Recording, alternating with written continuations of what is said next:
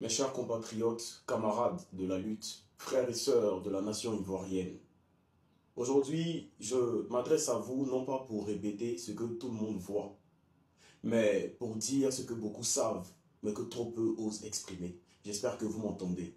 Je ne souhaite pas m'adresser à vous comme un homme politique classique. Je ne suis pas de cette classe politique qui vient vous manipuler, qui vient vous dire des choses pour se faire aimer. Je ne cherche pas à être aimé. Je cherche à porter des solutions, à dénoncer, à agir. Je cherche à porter ma pierre à l'édifice. Alors je m'adresse à vous, chers frères et sœurs, en tant que membres de cette génération. Contrairement à la tristesse authentique qui a rempli un stade lors des obsèques de Didier Arafat, moment de deuil populaire et sincère, le congrès du RHDP n'était qu'un rassemblement artificiel. Ce n'était pas un événement politique, c'était du clientélisme. C'était une opération logistique financée à coups de billets de 5 000 distribués à la foulée. Vous avez vu des preuves. Et cela ne devrait, je pense, surprendre personne. Lorsqu'on a un régime peuplé de ministres voleurs, chacun d'entre eux détourne des milliards sur des projets surfacturés, un pont annoncé à 100 milliards, réalisé à peine pour 4 milliards, et on se sert de la différence pour acheter des foules. Alors oui, quand on appauvrit délibérément un peuple, il suffit de lui tendre 5 francs pour qu'il sorte, remplir un stade, mais qu'on ne se trompe pas. Acheter des corps, ce n'est pas acheter des consciences. Acheter une foule, ce n'est absolument pas gagner une nation. Ce cinéma, nous le connaissons par cœur. Même une personne inconnue, après avoir volé autant, peut remplir un stade en distribuant de l'argent à un peuple affamé. Mais aucun voleur n'a jamais rempli une urne avec des votes sincères. Alors qu'il continue de dépenser l'argent volé du peuple, mais le réveil sera brutal. Et cette fois, ils ne pourront pas l'acheter. Soyez les bienvenus sur notre chaîne YouTube. Je m'appelle Mr. A. Rao et si c'est votre première fois, n'hésitez surtout pas de vous abonner. On regarde la vidéo entière et on met les avis dans les commentaires. Nous sommes en 2025. L'élection présidentielle est annoncée pour octobre. La CEI a lancé les préparatifs. Les états-majors s'activent. L'agenda institutionnel semble respecter les apparences. Mais posons-nous une seule question simple. Sommes-nous réellement en chemin vers une élection libre, ouverte, transparente et inclusive? Ou sommes-nous une fois encore en train d'avancer vers un gouffre maquillé en processus électoral? Ce que nous vivons, ce que nous observons, ce que nous ressentons dans les entrailles de notre peuple, ce n'est pas un simple rendez-vous électoral. C'est une répétition générale d'une crise politique préméditée par un pouvoir de dictature. Le décor est déjà planté. Des candidatures sont bloquées, d'autres sont effacées. Certaines sont réduites au silence, d'autres sont exilées. La liste électorale n'est pas encore close, mais les exclusions, elles, sont déjà actées. La commission électorale indépendante est contestée, verrouillée, pilotée depuis le cœur même du régime RHDP. Le président sortant laisse planer le suspense sur sa candidature, comme si l'incertitude était un projet politique. Et pendant ce temps, les arrestations se multiplient. Les jeunes sont pourchassés. Les opposants sont menacés. Alors, je le dis avec gravité, ceci n'est absolument pas un processus électoral. C'est un engrenage de confiscation. Ce n'est pas une démocratie en marche que nous avons en Côte d'Ivoire, c'est un pouvoir en chute libre. Un pouvoir en chute libre qui cherche à sauver son règne, à n'importe quel prix. Mais le peuple ivoirien n'est plus dupe. Il a trop souffert pour tolérer encore la même farce, les mêmes exclusions, les mêmes trahisons. Et notre génération n'acceptera plus jamais de vivre à genoux. Vous avez tout verrouillé. Mais vous ne nous avez pas muselés. Vous avez cru effacer nos noms, mais vous avez réveillé notre mémoire. Et désormais, c'est vous qui allez trembler. Ce n'est pas nous. Ce régime n'a plus rien à offrir à la Côte d'Ivoire. Plus de cap, plus de souffle, plus de confiance populaire. Alors, il lui reste une seule carte, la confiscation. Confisquer la parole, confisquer la mémoire, confisquer la légitimité, confisquer le débat et confisquer l'opinion, mais encore confisquer même la justice. Le régime RHDP veut faire croire que tout va bien, que l'agenda électoral est respecté, que les institutions fonctionnent normalement, que le pays est en ordre de marche vers octobre 2025. Mais ce que nous voyons, ce que nous analysons, c'est que, en réalité, le décor institutionnel ne sert qu'à cacher la manœuvre politique. Une manœuvre qui consiste à truquer la compétition avant même qu'elle ne commence. Mais entrons maintenant dans le vif du sujet. À ce jour, plusieurs figures majeures de la vie politique ivoirienne, toutes issues du suffrage ou de la légitimité populaire, ont été délibérément écartées du jeu électoral. Le président Laurent Gbagbo, ancien président de la République de Côte d'Ivoire, acquitté par la Cour pénale internationale, mais resté radié de liste électorale par le Conseil constitutionnel ivoirien. Pas pour une faute qu'il ait commise, pas pour un nouveau crime, à part celui inventé de la BCEAO, mais parce qu'on veut l'empêcher d'exister politiquement. Le président Guillaume Soro, ancien Premier ministre, ancien président de l'Assemblée nationale, condamné par contumace, poursuivi, traqué, exilé. Ses partisans sont harcelés, ses proches emprisonnés ou tenus sous silence. Pas pour des faits de corruption avérés, mais parce qu'ils dérangent le plan de succession du pouvoir en place, tout simplement. Et le président Tidiane Thiam, cadre du PDCI, reconnu à l'international, plébiscité par une partie de la jeunesse ivoirienne et de la diaspora, radié de la liste électorale au motif grotesque qu'il ne serait pas ivoirien. Pourtant, le président Tidiane Thiam est petit-fils du président Houphouët, fils de Amadou Thiam, haut fonctionnaire ivoirien, mais il n'est pas ivoirien parce qu'il est menaçant électoralement. Et Charles Blé Goudé, revenu de la CPI, réinséré dans le jeu politique, pacifiste et mobilisateur, mais écarté de la course, humilié par des procédures dilatoires. Ce n'est pas une liste électorale, c'est une liste noire, tout simplement. Ce ne sont pas des décisions judiciaires, ce sont des verdicts politiques camouflés, tout simplement.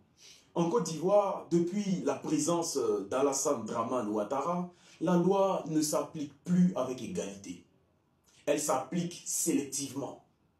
Elle s'adapte au calcul du RHDP. Elle est flexible pour les corrompus du pouvoir, pour ces voleurs de la République, mais inflexible pour les figures populaires de l'opposition. Ce que le régime ne peut pas battre dans les urnes, il cherche à le neutraliser avant le vote. Ce que le régime ne peut pas diviser par l'argument, il le condamne par les juges. Ce que le régime ne peut pas effacer de la mémoire populaire, il tente de l'effacer des institutions. Nous sommes donc face à une stratégie systémique d'exclusion et de maintien au pouvoir par la fraude. Une stratégie qui consiste à, premièrement, empêcher une vraie pluralité des candidats. Deuxièmement, créer une illusion de compétition en tolérant seulement des candidatures factices ou complices depuis 2020, comme nous l'avons remarqué avec KKB.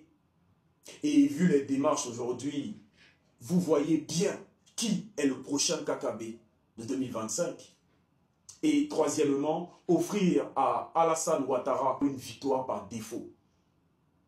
Mais parlons maintenant du parrainage. Dans un pays où parler peut vous tuer, où penser différemment peut vous coûter votre liberté, où un message sur les réseaux sociaux peut faire débarquer la police chez vous, dans un pays où la peur est devenue la première institution, vous osez demander à un citoyen de parrainer un candidat de l'opposition?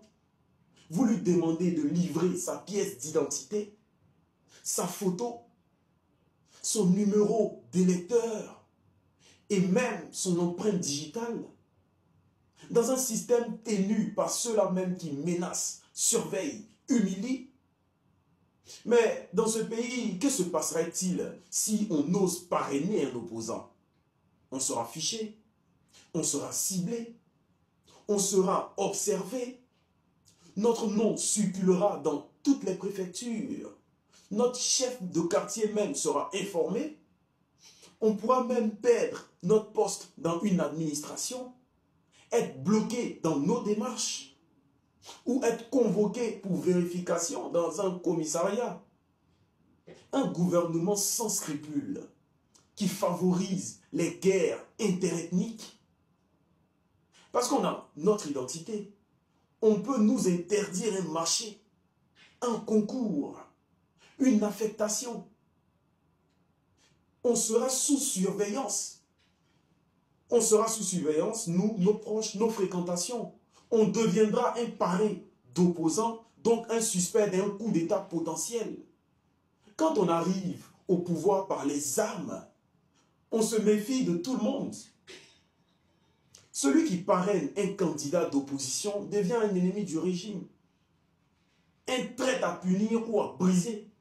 C'est cela, la vérité du parrainage dans une dictature maquillée en démocratie, donc dans une démocrature. Ce parrainage est un instrument de contrôle, une machine d'exclusion. Pendant que l'opposition est harcelée pour collecter des signatures à la main, ville par ville et village par village, le pouvoir, quant à lui, active ses préfets. Il mobilise ses chefs. Il utilise ses agents, ses fichiers, ses réseaux, ses intimidations. Les parrainages du régime Ouattara, eux, arriveront par milliers, sans obstacle. Mais ça, ce n'est pas une élection. C'est un concours de soumission. C'est un jeu qu'ils ont créé eux-mêmes, dans lequel l'opposition a perdu d'avance. Tout simplement. Comment voulez-vous qu'un nouveau candidat, sans moyens d'État comme vous, sans sécurité comme vous, sans administration à ses ordres comme vous, aille chercher ses signatures dans un milieu si violent, violence ethnique occasionnée par vous, alors même que ses partisans risquent l'arrestation, alors même que les autorités locales, sous instruction du RHDP, bloquent, refusent, manipulent. Mais ce n'est pas une règle neutre. C'est un filtre ciblé, une porte verrouillée pour empêcher la relève, tout simplement. Parce que c'est ça le but réel. Empêcher toute nouvelle candidature. Empêcher toute voie libre. Mais pendant ce temps-là, on prétend qu'on respecte la Constitution. On maquille l'exclusion sous les habits d'une procédure. Mais ce que l'on fait, c'est tuer la démocratie par les formulaires. Exécuter le pluralisme avec des stylos. Et étouffer la souveraineté du peuple. Mais quelle tristesse! Au nom de la régularité technique. Ce n'est pas un parrainage. C'est une arme politique. C'est une traque organisée contre ceux qui rêvent encore de liberté. Alors je le dis avec fermeté, nous ne reconnaîtrons jamais une élection construite sur l'arbitraire. Nous ne légitimerons jamais un pouvoir qui trie ses adversaires. Jamais. Nous ne resterons pas silencieux face à une démocrature ou une démocratie qui vire à la dictature judiciaire. Nous avons vu comment les candidatures ont été verrouillées, ont été écartées, ont été même criminalisées. Mais ce verrouillage n'est pas un accident. Il ne vient pas de nulle part. Il repose sur un système institutionnel entièrement asservi, tout simplement. Un système dont les organes ne fonctionnent plus pour la République, pour les Ivoiriens, mais pour protéger le régime Ouattara. La CEI, la justice, le Conseil constitutionnel, le Conseil d'État, le Conseil national de sécurité, le Conseil national même de la jeunesse de Côte d'Ivoire, tout a été capturé, instrumentalisé, centralisé. Mais posons maintenant une question essentielle. Pourquoi ce verrouillage? Pourquoi tant d'énergie à contrôler chaque organe?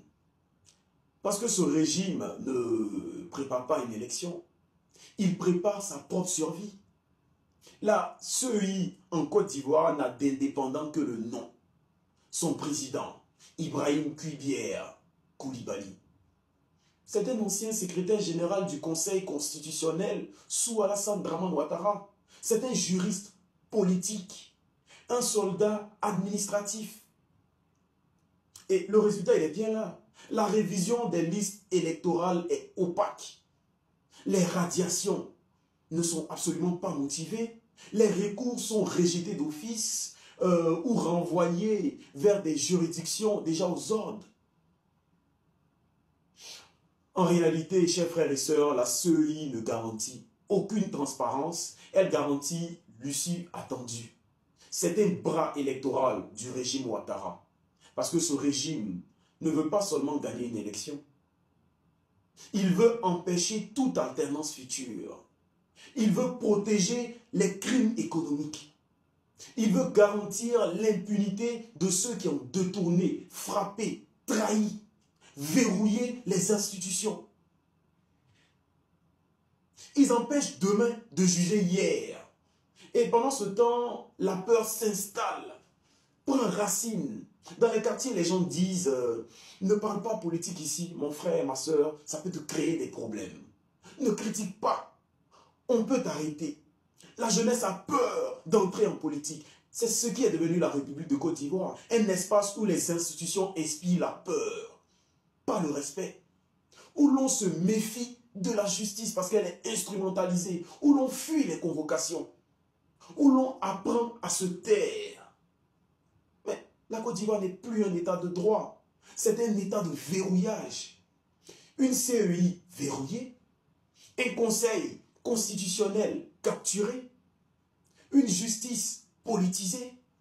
Des organes de contrôle muets. Un conseil national de sécurité omniprésent. Un conseil national de la jeunesse sous emprise de Mamadou Touré. Mais je sais de quoi je parle. Et c'est dans ce climat d'impasse institutionnelle, de verrouillage systémique et de confiscation autoritaire du processus démocratique que le 30 juin 2025, donc je pense avant-hier, une scène d'une rare gravité s'est produite sous les yeux du monde.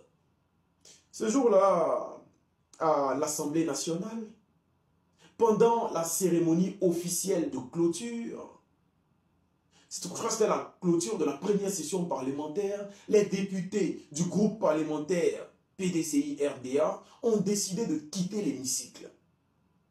Un boycott politique, une sortie symbolique, un geste de rupture. Mais pourquoi ont-ils agi ainsi? Parce que le dialogue politique dans notre pays est bloqué. Parce que la commission électorale indépendante reste aux mains du régime Ouattara. Parce que des leaders majeurs comme le président Laurent Gbagbo, le président Guillaume Soro, le président Tidiane Thiam ou le ministre Charles Blé Goudé sont radiés sans justification légale. Parce que le pouvoir en place ne veut ni débat, ni arbitrage indépendant, ni transparence. En quittant l'hémicycle, ces députés ont voulu créer un électrochoc. Ils ont voulu rappeler que la démocratie ne peut pas fonctionner quand l'essentiel a été déjà décidé en dehors du peuple. Leur absence était un acte de présence, un refus d'être complice d'un simulacre républicain. Et je tiens personnellement à saluer cela. Boycotter peut être un signal, mais à un moment donné, chers aînés, il faudra passer du signal à l'action véritable. Ce régime n'a pas peur des absents. Il a peur de ceux qui s'expriment, de ceux qui dénoncent, de ceux-là qui mobilisent. Alors j'invite nos aînés à plus d'action. Ce qui vient exigera plus qu'un geste symbolique. Ce qui vient exigera une stratégie, une parole claire, pas ambiguë, une résistance organisée. Parce que quand le droit ne suffit plus à étouffer la vérité, le régime en place sort l'autre outil, la violence d'État. Il faut donc répondre en conséquence, mais sûrement plus intelligemment. Dans ce pays, tout est surveillé. Les jeunes militants sont fichés, les réseaux sociaux sont infiltrés, les appels à la mobilisation sont interceptés avant même d'être lancés, les opposants sont géolocalisés, les fonctionnaires qui sont critiques sont mutés, intimidés ou mis à l'écart. Ce que ce régime Ouattara craint, ce n'est pas un soulèvement armé, parce qu'il se croit protégé. Nous ne sommes plus dans une république. Nous sommes dans un régime de convocation sélective, un régime de garde à vue silencieuse et de prison préventive. Des enseignants manifestant pacifiquement pour réclamer une prime sont arrêtés. Des syndicalistes sont arrêtés pour avoir parlé. Des cadres RHDP eux-mêmes, comme Joël Nguessan, pour avoir osé dire non au 4e mandat, sont arrêtés. Mais s'ils sont capables d'emprisonner leur propre ministre, d'en tuer même, d'en exiler, quand sera-t-il des jeunes du Nord, de mes frères du Nord, des personnes instrumentalisées, des étudiants du Nord? Quand sera-t-il de ces jeunes du Nord qui sont dans le suivisme, qui sont manipulés, endormis, endoctrinés? Alors, chers frères du Nord, soyez prêts également. Je sais que tout est mis en place. Je sais et je suis confiant.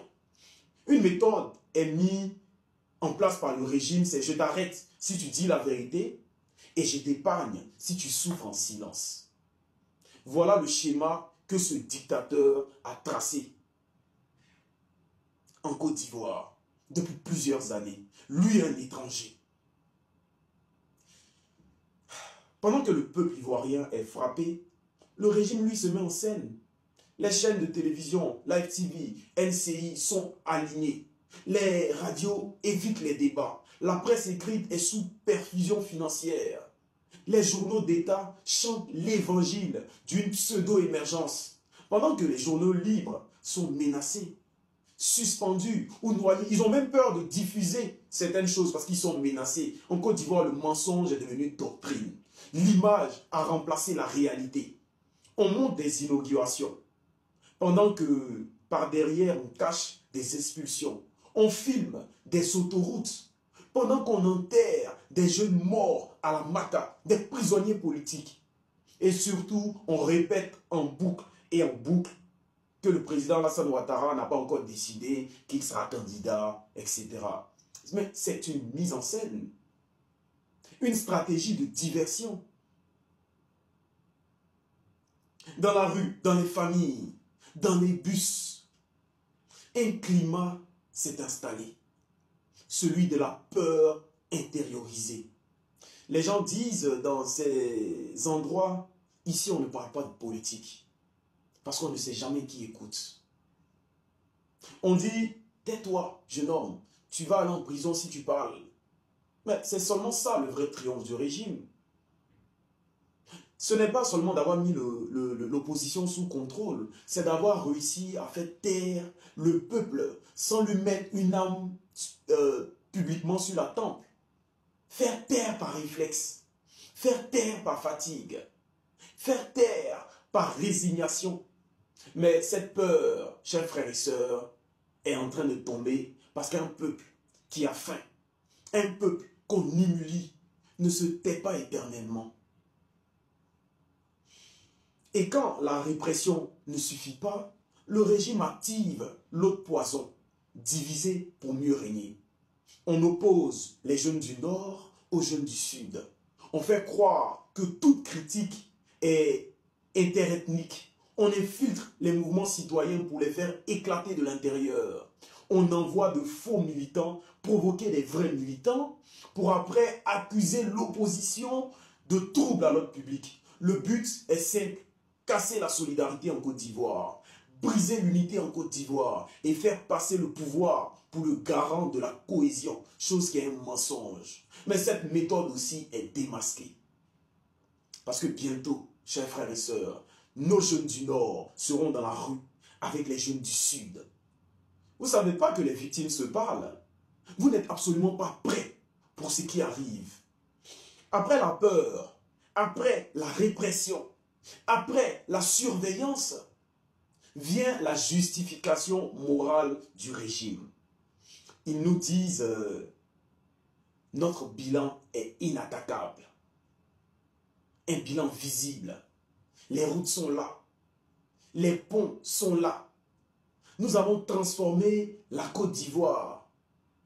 Ça, c'est leur dernier refuge. Leur dernière ligne de défense, c'est un bilan qu'ils jugent inattaquable. La propagande du béton. Mais je souhaite qu'on regarde ce bilan dans les yeux. Et ce que nous allons voir, ce n'est absolument pas un bilan. C'est une grosse dette maquillée en développement. Une dette qui ne crée aucune richesse à la Côte d'Ivoire. Une dette qui sert à enrichir ces braqueurs de la République. Oui, des routes ont été construites et offertes. Oui, des échangeurs ont été inaugurés. Oui, des ponts ont été posés. Mais à quel prix? Pour qui? Et surtout, avec quel argent? Ce que le RHDP appelle bilan, c'est en réalité un amorcellement de projets financés à crédit par des dettes contractées auprès de partenaires étrangers, des eurobonds, mais souvent dans des conditions opaques et déséquilibrées à des taux plus qu'élevés. Depuis l'arrivée du RHDP au pouvoir, la dette de notre pays a explosé. De moins de 8 000 milliards en 2011, nous sommes passés à plus de 28 000 milliards de francs CFA en 2025. C'est une explosion sans précédent. Une explosion dangereuse pour toute notre nation et pour toute ethnie confondue. Mais que finance cette dette en réalité? Des ponts surfacturés, des autoroutes déconnectées des besoins des régions rurales, des investissements dans le trafic de drogue, le trafic d'armes, des projets confiés à des entreprises étrangères, généralement sans appel d'offres par favoritisme, avec des rétrocommissions,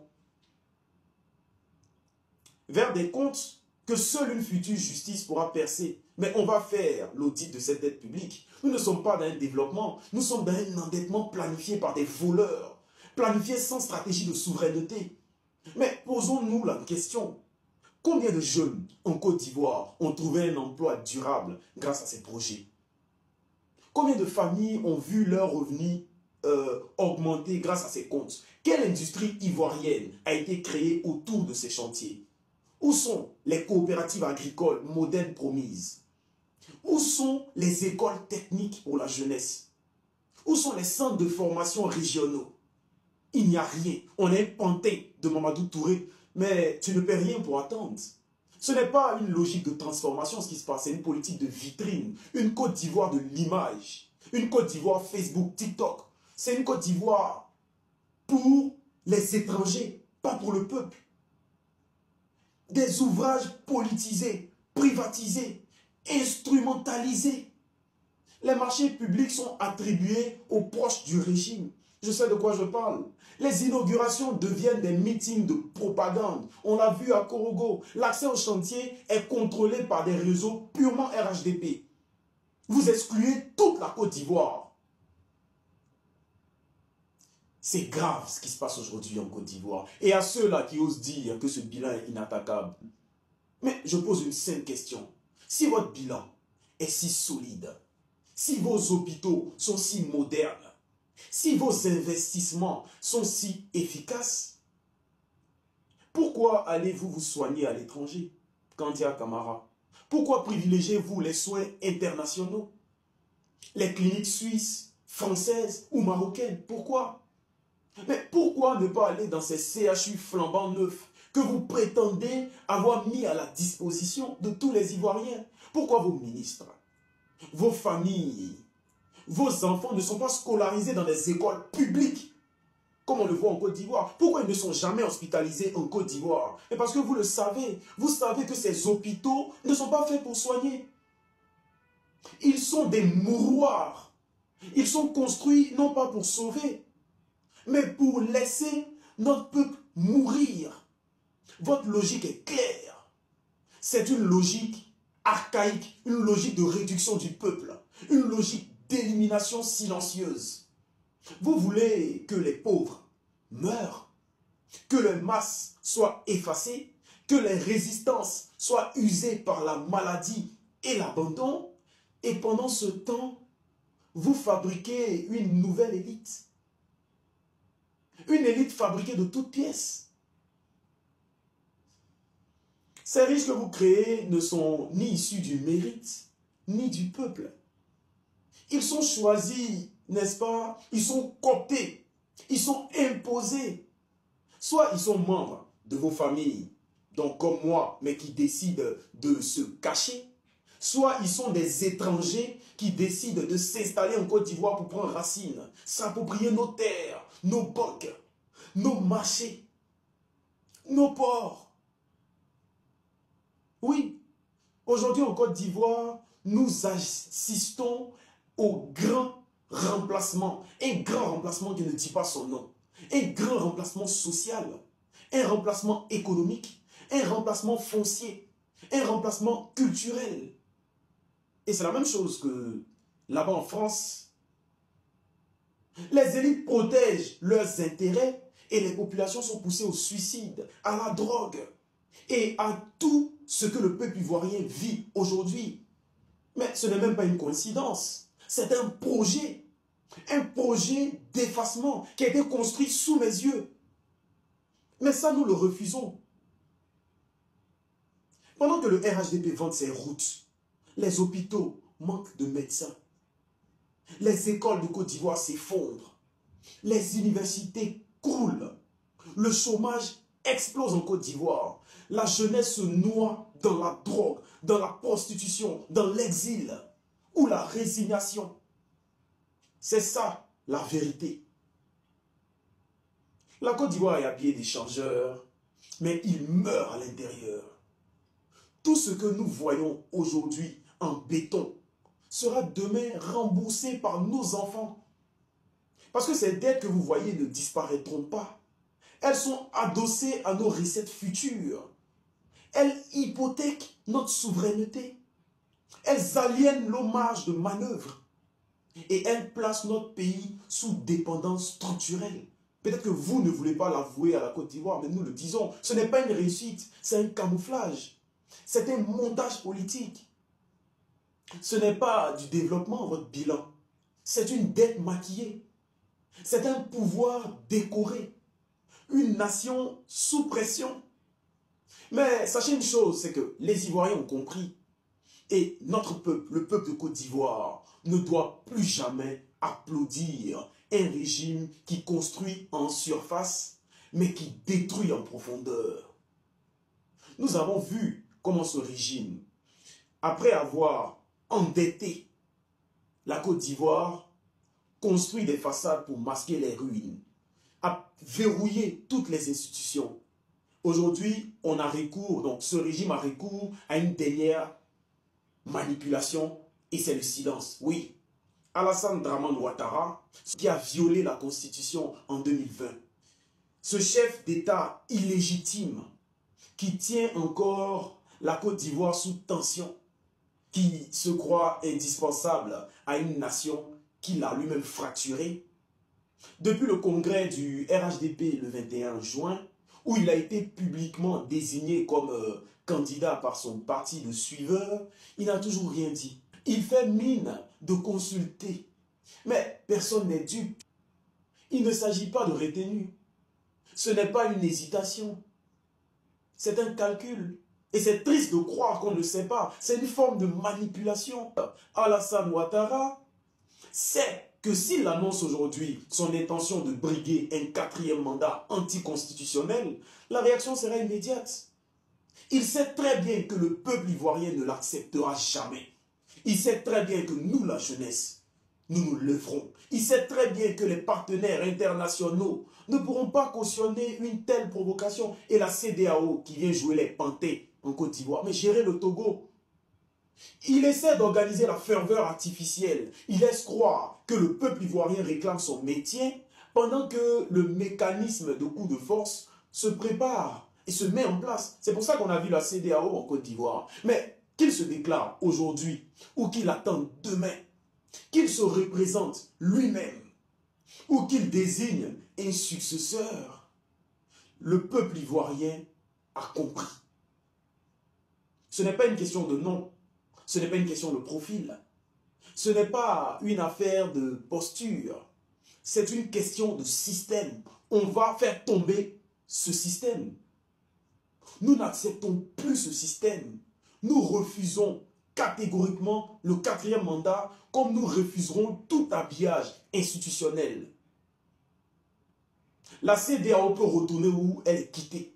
Le 4e mandat ne passera pas. Le déguisement ne passera pas. La manipulation ne passera pas. Ce n'est pas une menace. C'est une promesse que je fais. Et cette fois, personne ne reculera. Cette jeunesse que l'on croit achetable, que l'on infantilise avec des subventions et des mensonges, cette jeunesse n'est plus docile. Elle n'est plus manipulable.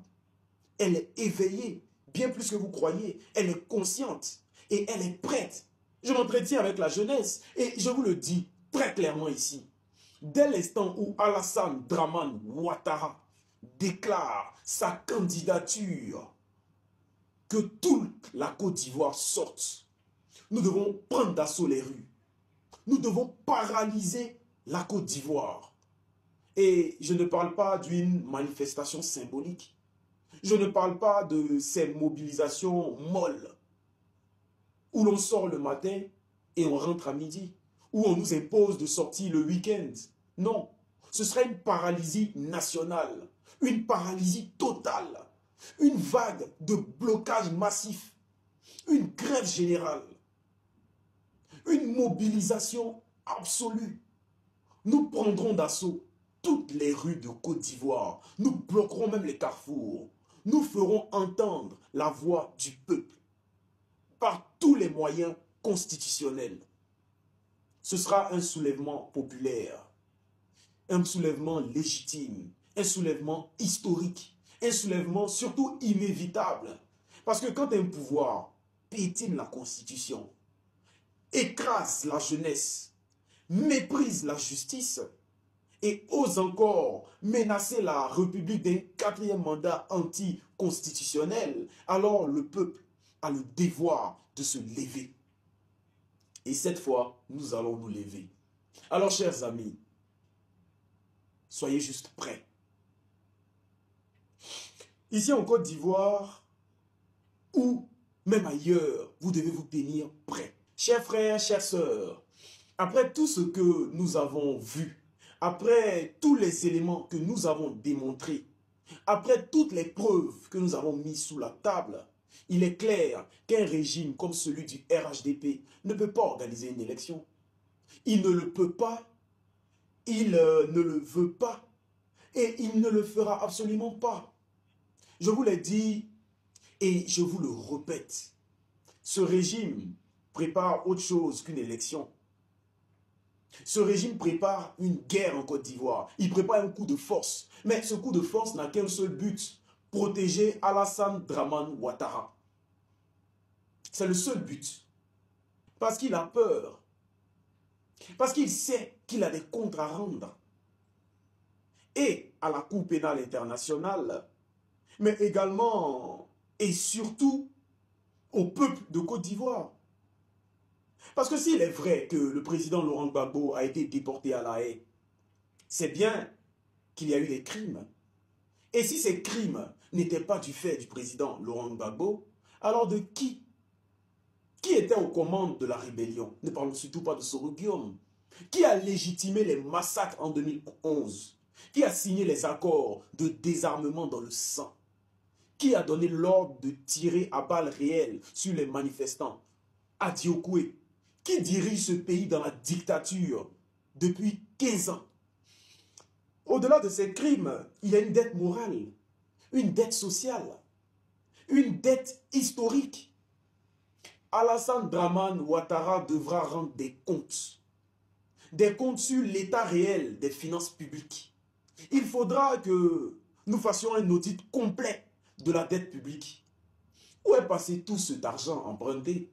Où sont passés des milliers de milliards de francs CFA empruntés au nom du développement?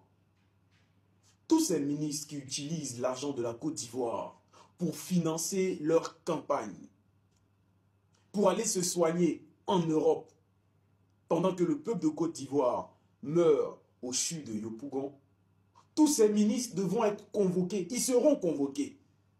Mais vous savez, chers frères et sœurs, se lever ne suffit plus. Il faut jurer.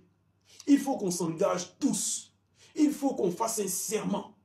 Et je vous les invite à le faire. Je jure devant la souffrance de mon peuple, devant la trahison de nos dirigeants, de ne plus jamais fermer les yeux sur les détournements, les mensonges, la violence d'État, de refuser le 4e mandat et de ne jamais moi-même faire un 4e mandat par respect de la constitution de notre nation. Je jure de refuser d'être complice par mon silence. Je jure de me battre pour que la dette publique de ce pays soit auditée, tant que j'ai les moyens, que chaque ministre rende des comptes, que chaque milliard soit retracé, que chaque détournement soit jugé. Je jure que je ne reconnaîtrai plus jamais un pouvoir imposé par la peur, ni par les armes, ni par les fraudes, ni par les combines institutionnelles.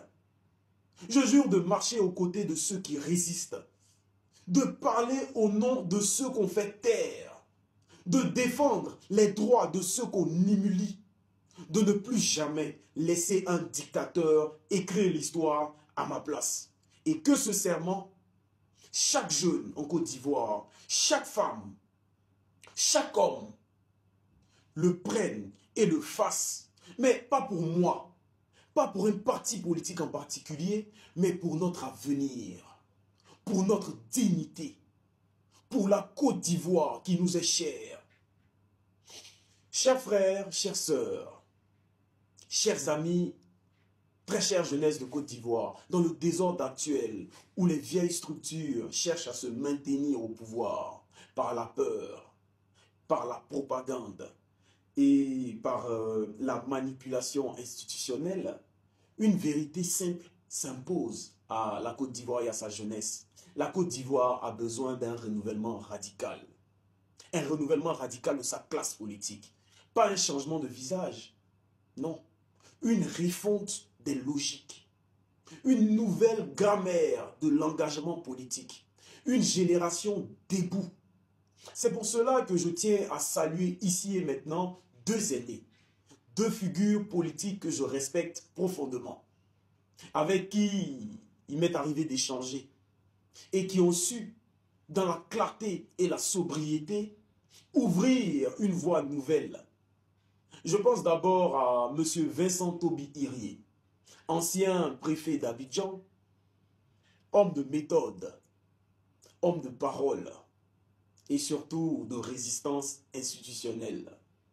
Et permettez-moi cette note d'humour politique, ancrée dans nos alliances traditionnelles interethniques.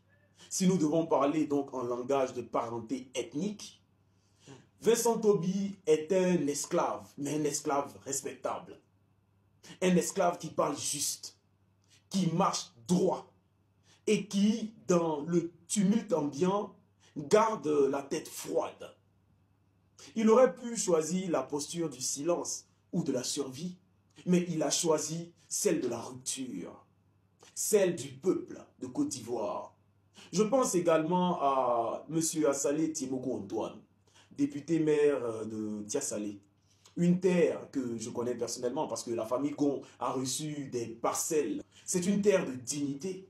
Et c'est depuis cette terre que Assalé Tiemoko, donc l'honorable, a porté avec constance une parole de justice, une parole de transparence, une parole de courage. Ensemble, ces deux aînés ont lancé une initiative politique, l'AJUNA, donc l'Alliance pour la justice, la nation et l'alternance. Des thèmes bien choisis.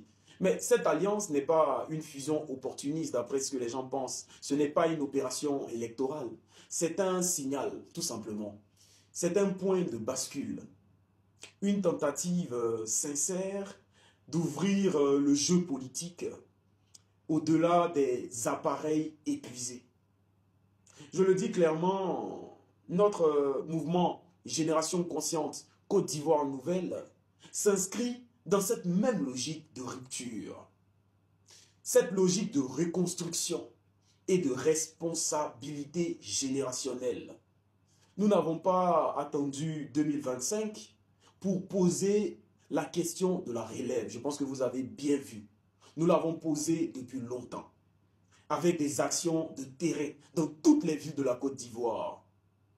Nous avons mené de bon nombre d'actions en Côte d'Ivoire. Mais ce que nous avons commencé à bâtir ensemble, d'autres le rejoignent. Et c'est tant mieux. Et dès aujourd'hui, nous devons, nous, cette génération, bâtir ce lendemain ensemble, ici et maintenant. La Côte d'Ivoire ne mourra absolument pas sous les chaînes des anciens et de la dictature. La Côte d'Ivoire renaîtra par la volonté de ses enfants, que nous sommes. Et cette renaissance ne se décrète pas. Elle se prépare. Elle s'organise. Elle s'incarne. Alors que chacun des fils de la Côte d'Ivoire prenne position, nous n'irons jamais à l'abattoir démocratique. Nous irons vers la libération populaire. Dans ce pays où l'on maquille les élections, où l'on falsifie les institutions, où la commission électorale n'a absolument plus de légitimité, n'a plus de neutralité, une seule question se pose à chaque citoyen libre. Pouvons-nous aller voter dans un système déjà verrouillé, avec une liste électorale corrompue, biaisée, une CEI inféodée et un quatrième mandat anticonstitutionnel qui se prépare dans l'ombre? Je pense que, comme moi, vous le savez, la réponse est simple, c'est non. Pas dans cette condition, pas dans cette mise en scène, pas dans ce piège à légitimité. Nous rejetterons toute autorité issue d'un scrutin biaisé.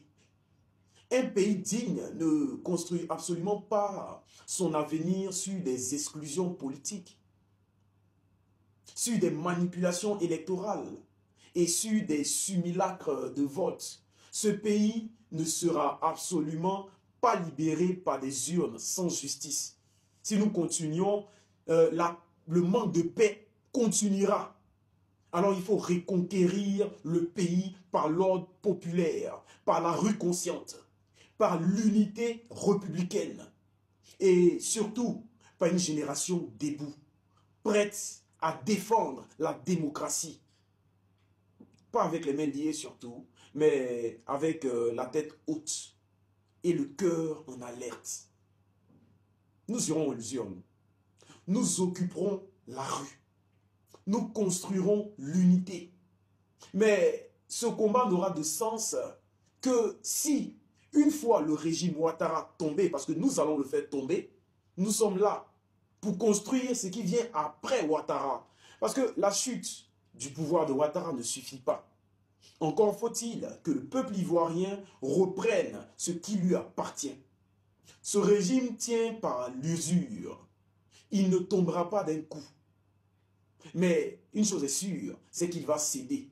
Ne vous fiez absolument pas aux apparences et aux déclarations des membres de ce régime. Ce régime n'est pas fort, je le connais, il est fatigué. Et j'échange avec des membres de ce régime.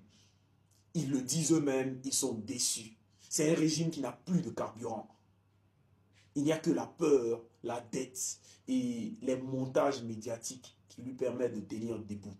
Alors, soyez rassurés, parce que ce régime Ouattara n'a plus la jeunesse avec lui, sauf des jeunes inconscients et instrumentalisés. Aujourd'hui, Alassane Dramane Ouattara et son cartel ne gouvernent plus.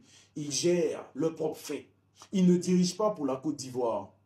Pas du tout. Ils dirigent pour retarder l'échéance. Mais quelle tristesse. Parce que ce régime gouverne comme des gens qui savent que leur chute est inévitable. Et ils essaient de sauver leur fortune, leur image, leur humilité. Mais l'histoire est en marche. Et cette histoire n'épargnera aucun d'entre eux. Quand ce régime tombera, et je vous le dis, il ne faudra pas seulement changer le visage, les visages. Il faudra changer la méthode. Il faudra changer les priorités. Il faudra changer le rapport à l'État. Nous ne devons absolument pas reproduire ce que nous avons nous-mêmes dénoncé.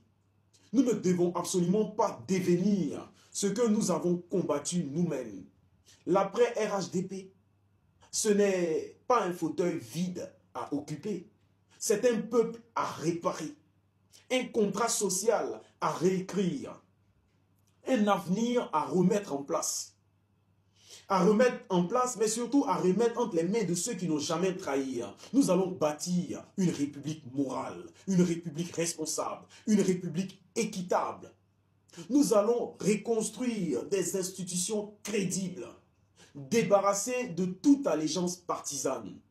Nous allons réformer en profondeur le système judiciaire pour qu'aucun citoyen ne soit au-dessus des lois et qu'aucun citoyen ne soit en dessous de la justice, comme on le voit aujourd'hui. Nous allons supprimer les privilèges clientélisme et instaurer une gouvernance fondée sur le mérite, fondée sur la compétence, fondée sur l'intérêt général. Nous allons mettre fin à l'économie de prédation et réorienter le budget national.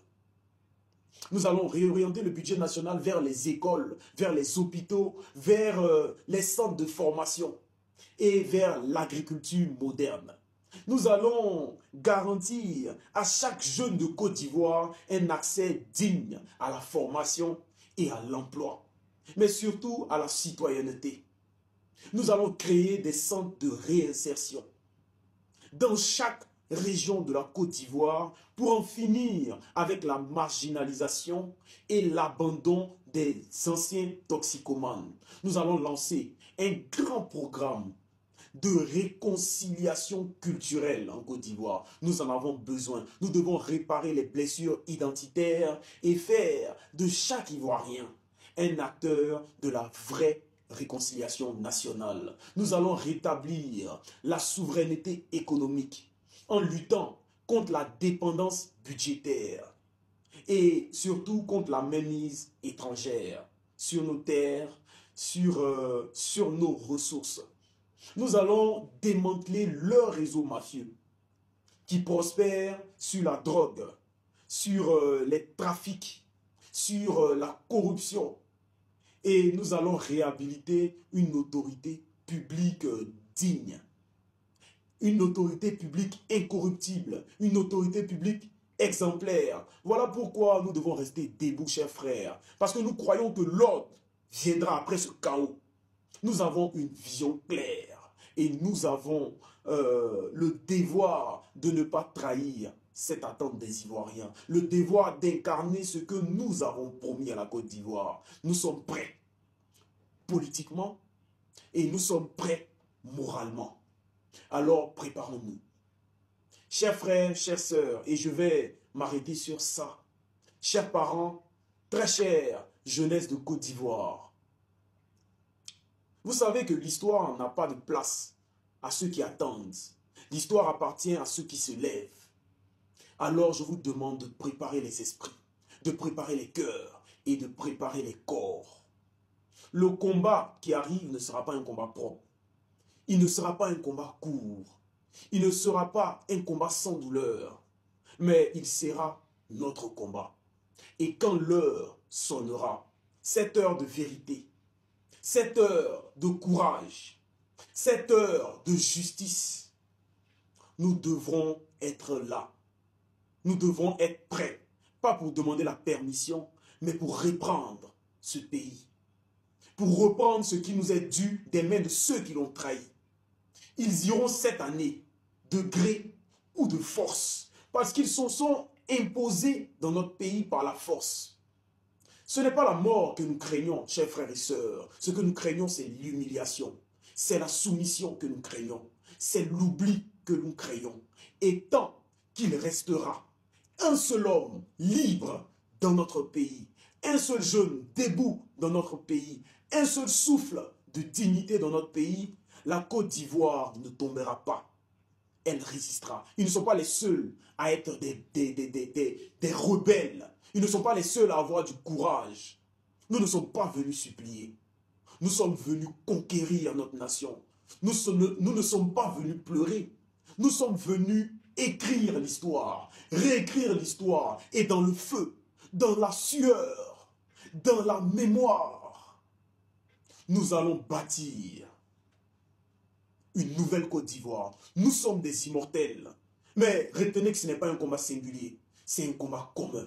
C'est ensemble que nous sommes plus forts. C'est ensemble, main dans la main, dans l'union et dans la cohésion que nous réussirons à construire une Côte d'Ivoire nouvelle, une Côte d'Ivoire juste, une Côte d'Ivoire équitable, une Côte d'Ivoire qui renaîtra après ce chaos, une Côte d'Ivoire nouvelle avec une jeunesse politique, une jeunesse citoyenne, actrice de son développement.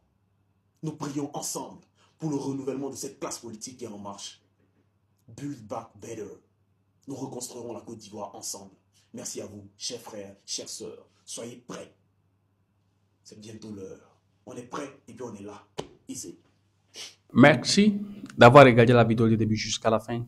N'hésitez surtout pas de vous abonner, liker, partager et surtout vos avis dans les commentaires.